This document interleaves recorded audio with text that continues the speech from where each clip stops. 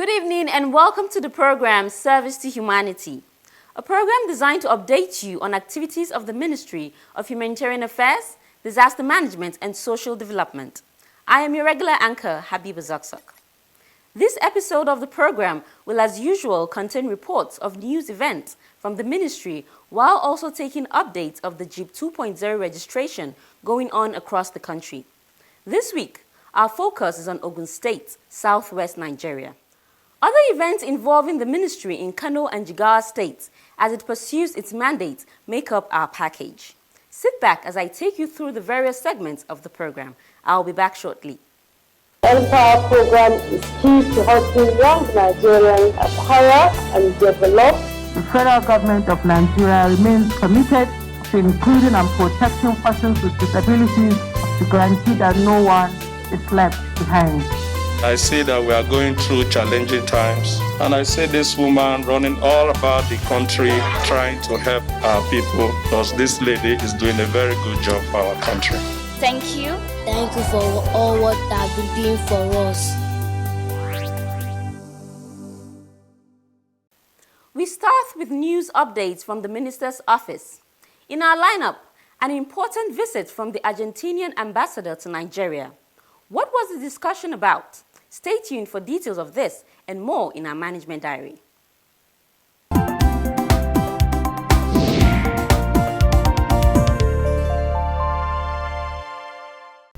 The Minister of Humanitarian Affairs, Disaster Management and Social Development received a delegation from the Rule of Law and Anti-Corruption ROLAC in her office in Abuja on Tuesday, 21st of September 2021. The delegation was led by Danladi Plang in company of the new Director General of NAPTIP, Dr. Fatima Waziri Aziz, as well as the Executive Secretary of the Commission for Persons with Disabilities. Danladi said the visit was to appreciate the Minister and to discuss a couple of issues bordering on the operations of ROLAC in the implementation of the Violence Against Persons with Disabilities and the establishment of National Sex Offenders Register that was pioneered by the Honorable Minister. He explained that there are two key areas where ROLAC interfaces with the ministry. Some of the key things that we have done included the establishment of the National Sex Offenders Register, which you pioneered in terms of the launch. There is also the work that we are currently doing in terms of the development of the first national report on the implementation of the VAP law. And of course, the engagements that we have had in terms of our advocacy for the implementation of the legislation against discrimination with the establishment of the National Commission. The minister, while responding, commended ROLAC for engaging both the federal and state governments. She also commended them for partnering with the agencies under the ministry while assuring the ROLAC delegation of the continuation of the project. I must also commend your support to NACTIV, now to the Commission for Disability. It has been really a very good partnership between you and these agencies under the ministry. And I must say that we don't want you to exit by the year 2022. I'm glad that you have mentioned a second phase is coming very soon.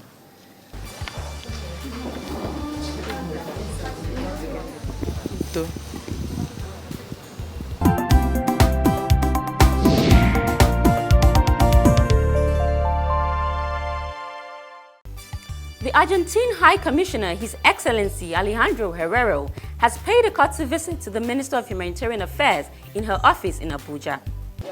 Thank you very much. The visit is to seek support from the Nigerian government through the Ministry of Humanitarian Affairs to help expand and localize the White Helmet Initiative operations around the world. White Helmets, it's a part of our Ministry of Foreign Affairs. They participate in humanitarian relief, as I told you, all around the world. And every 3 years, the continuity of the mechanism is being voted in the General Assembly of the United Nations. as at the end of the year is going to be the next adoption of the resolution that supports the continuity of the white helmets, we kindly request of the Nigeria support on that. While responding, the Minister Sadia Umar Farouk said the White Helmet Initiative is similar to the mandate of the Ministry of Humanitarian Affairs mandate, as the ministry was created to provide effective coordination of all humanitarian interventions. You may be aware that this ministry was created specifically to provide effective coordination of all humanitarian interventions, both nationally and internationally, to develop policies to ensure strategic disaster mitigation, preparedness and response, and also to formulate and implement social inclusion and protection programs in the country that are proactive, humane and inclusive. So I can say that what we do here in the ministry has some kind of similarities with the work of the White Helmet. And the minister also gave her support to the project in line with the federal government's priorities to see the adoption of the White Helmet. She added that the ministry will collaborate with international partners to better the livelihoods of Nigerians. We work with the Ministry of Foreign Affairs and see that in line with the vision and priorities of the federal government of Nigeria to extend our support for the adoption of the resolution on white helmets. For you, okay, thank you very somewhere in the corner of your office. Yeah, of course. That may.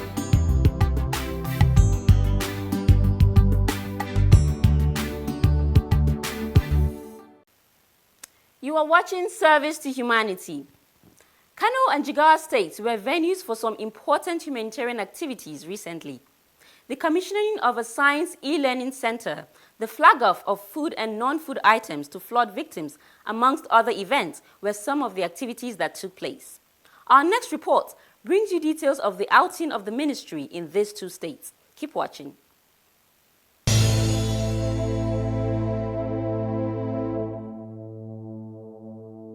The Federal Ministry of Humanitarian Affairs, Disaster Management and Social Development, in line with its mandate of improving the quality of living standards of communities, has set up a Science, Technology, Engineering, Mathematics STEM Center in Government Secondary School Rano and Federal Government College Kano State.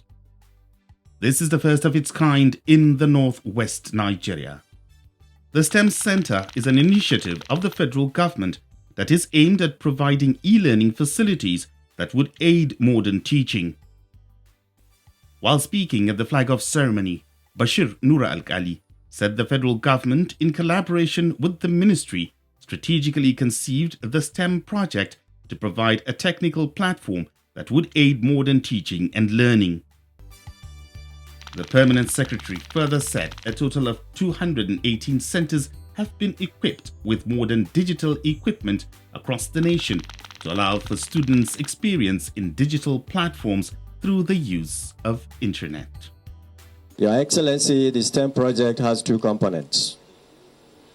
The setup of the center in carefully selected government-owned secondary schools and the training of the teachers in the schools so selected. STEM centers are established to give students of secondary schools an opportunity to have practical experience in digital learning platforms.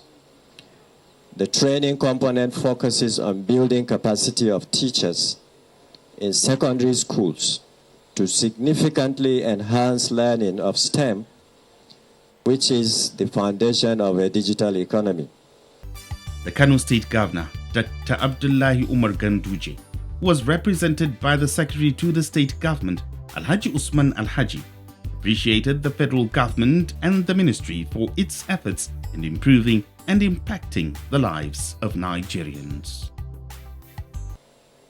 Thank sincerely the Federal Ministry of Humanitarian Affairs that has been consistently bringing improvement to various sectors of our lives, and particularly to Kano State. Speaking in an interview after the event, the Kano State focal person, Baba Amina Zabairu, said the center is equipped to give adequate training in science and technology to students in GSS Ranu. This center is meant to empower or rather give adequate training to the youth of this school in science and technology field, which includes math, science and technology. The permanent secretary, Bashir Nura Al-Ghali, while in Kano, also expected the capacity building workshop on STEM digital teaching strategy at the Bayero University, Kano. The training is for capacity building for teachers from the selected schools to partake in the STEM program. Jigawa,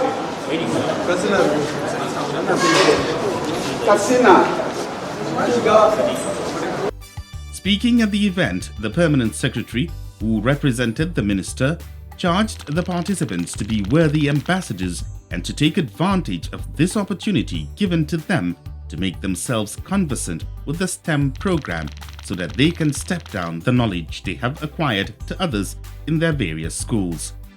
For ease of the STEM program, the permanent secretary also presented tablets to teachers from schools across the northwestern zone, which comprises of Kebbi, Jigawa, Kano, Sokoto and Zamfara. In Jigawa State, the ministry, in collaboration with Nigerian Red Cross and ECOWAS, flagged off humanitarian support for persons affected by flood in Miga local government of the state. The program is aimed at mitigating the burden of most vulnerable persons affected by natural disaster. Chairman, look at us. Chairman.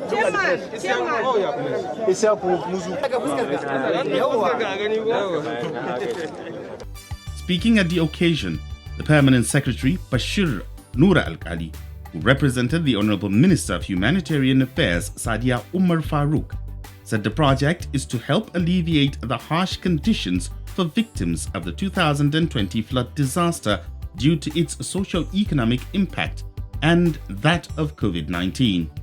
Our gathering, Your Excellency, in Miga local government is remarkable because it marks the symbolic flag of distribution in 16 states of the Federation. You may wish to know, Your Excellency, that this project is being funded by the ECOWAS to Nigeria through the Federal Ministry of Humanitarian Affairs to alleviate the harsh conditions of the victims of the 2020 flood disaster across worst hit areas affected by the flood. He further said that the federal government, through the ministry, has also taken actions through various programs, including its National Social Investment Programs and others, to salvage the situation. Mr. Al-Ghali also commended the leadership of ECOWAS and the Nigerian Red Cross for their intervention. Speaking at the event, Hajia Bella Keita, who represented the ECOWAS representative to Nigeria, said this assistance program was put together by the ECOWAS in collaboration with the ministry and the Nigerian Red Cross to help reduce the impact on communities affected by natural disasters such as flood. She further said this program shows ECOWAS' commitment to its citizens. This laudable initiative is to cross across 16 states in Nigeria. It is also important to mention that this is not just happening in Nigeria, but also in 10 other ECOWAS member states. This surely embodies the commitment of ECOWAS and its institutions to its citizens. Abubakar Ahmed Kendi, Secretary General of the Nigerian Red Cross Society, appreciated the Governor of Jigawa State for taking the lead in the intervention program. He added that in addition to the relief materials donated, the Red Cross is also supporting the communities with rehabilitation processes. Have been affected. We are also supporting the renovation or rehabilitation of the destroyed household. At least 12 households will be rehabilitated for those victims that were affected by this flood. I just mentioned about a few.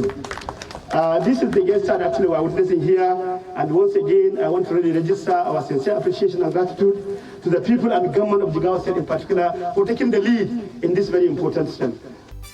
The governor of Jigawa State, Muhammadu Badaru Abubakar, who was represented by the deputy governor, Alhaji Umar Namadi, expressed his gratitude to the federal government and the ministry for supporting the victims of flood in Jigawa State.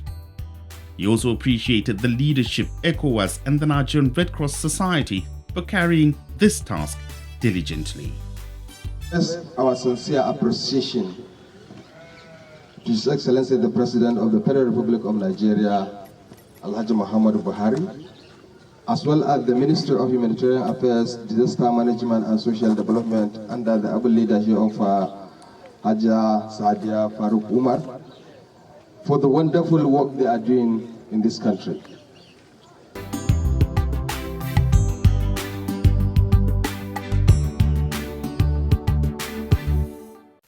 Glad to know you're still there. Earlier on, we brought you news reports from the Office of the Minister, Sadia Umar Farooq, while also highlighting the recent events involving the ministry in Kano and Jigawa States. Up next is an update of the registration for will-be beneficiaries of the trader money, farmer money and market money products under the second phase of Government Enterprise and Empowerment Program, GEEP 2.0. Ogun State is the location for this particular report. Let's get details.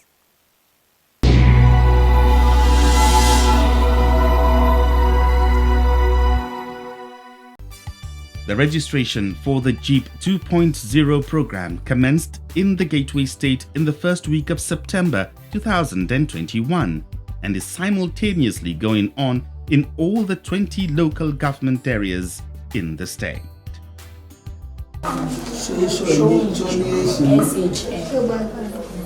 081 055 88 150. The turnout in many of these registration points, which are located inside the local government secretariats, has been very impressive, as various people trooped out to register for either the trader money, the market money, or the farmer money. Omolara Olushoga is the Deputy Director, National Orientation Agency in Ogun State, and trainer for the desk officers at the local government level for the GEEP program in the state. There have been massive turnout from all the 20 edges we have in Ogun State, even to the wards. People have been coming from all the wards, registering their names in all our local government offices. The COMOs, we call them COMOs, Community Orientation and Mobilization Officers at the local government. They are the GEEP, they are designated GEEP desk officers in the states. So they are the ones that are doing the registration presently now in all the 20 AG. And people have been turning out. The turnouts have been very, very encouraging. In Shagamu local government area under the Ogun East Senatorial District, different categories of people came out in their large numbers to be part of the program. They also used the opportunity to speak on their expectation as well as how they intend to utilize the money. I will add it to my business because I'm into a petty cash, it's a petty business. So I will add it to it, and I believe that more profit will come up from it. May God help me. I want to use this money for farming, crop farming. I want to plant cassava, cocoyam, pepper, different types of crops. I thank the government that established this program in order to assist those of us that are poor, who want to work but do not have money to work. Once we are having this kind of programs, poverty and kidnapping will reduce. Everybody will have money to work and do business. I thank them very much. It's of great benefit to us. I'm farming rice, cassava, corn, even like watermelon and all those cucumbers, tomatoes.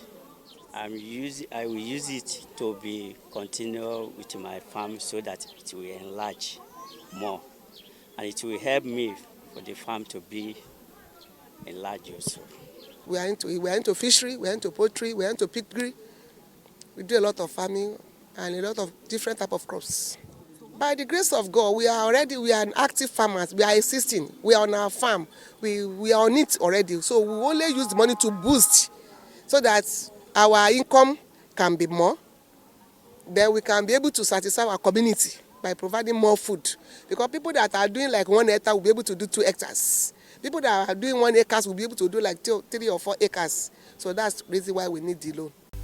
Some registration points had exhausted their register for some of these programs, like the farmer money, especially in some agrarian communities like Ilaro in Yewa South local government under Ogun West senatorial district. The physically challenged as well as the traders and marketers in this area of Ogun State have also continued to come out from all the nooks and crannies of the local government to be part of the program. Some of them expressed their minds on the program. We go a long way because I'm going to try and get a sewing machine for myself and use the remaining one to cater for the family. It will benefit a lot because I seriously need it. It will benefit a lot because of what I'm passing through. It will benefit a lot. I sell foodstuffs. It's a good program. It's a good program. If it can be implemented, it's a good program. I'm selling wares, bags and shoes. It will benefit us because when the money adds to my business, I will get a lot of money. The story is not different in Abeokuta North local government area under the Ogun Central Senatorial District of the Gateway State. I will use it to farm. This time is one of the farming season, so I will use the money to farm during this particular farming season. What they've done for us is good. If they can see it to the end, it's good. I want to use it for business because I am a businesswoman, a fashion designer and tailoring materials. I use it for my business. I do Kampala and I do sell it. So it will increase my products. I will add it to my business capital. I have a small shop where I do petty trade and also have a pepper grinding machine. It will help my business because things are expensive. We don't have much profit on what we are selling, and most available loans have high interest, and there are many problems attached with them. So one will just leave those ones and face that of the government to help us. The community orientation and mobilization officers at the local government are the designated GEEP desk officers in the state, whose responsibilities is to register the beneficiaries. We started the registration on the 31st of August 2021. Then the turn-up is very, very high. People are coming in here and there to register. They will tell them it's a loan from the government, and government is loaning those that are vulnerable. We go to the field, sensitize the people. They started rushing in, particularly the farmers. You know, we don't have industries in this local government area. Majority of our people are farmers and civil servants. So the farmers, in fact, the farmers, the market people, and these artisans, they came out in large number. And in fact, we have exhausted the page of that farmers.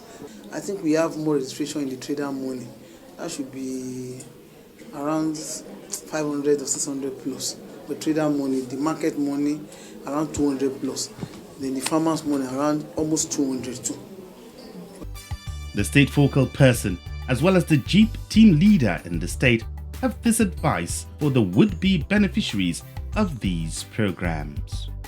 They should take advantage of the program and make judicious use of the grant, like the trader money, market money, even the agricultural loan too. Although they are interest-free, collateral-free, but it's not a free fund. They will still have to pay back, and they should just make sure that they put this money into their businesses. And let people come out and register so that they can be beneficiary of this program. It is free, and the government has assured them that immediately they pay up their loan, that 50,000 is for 24 weeks. Immediately they repay it, it's interest-free. Without interest, they are ready to borrow them double the money at the initial stage. It is on that note that we end this episode of Service to Humanity. Join me again same time next week and on this same medium for more on the activities of the Ministry of Humanitarian Affairs, Disaster Management and Social Development. Until then, have a great week ahead.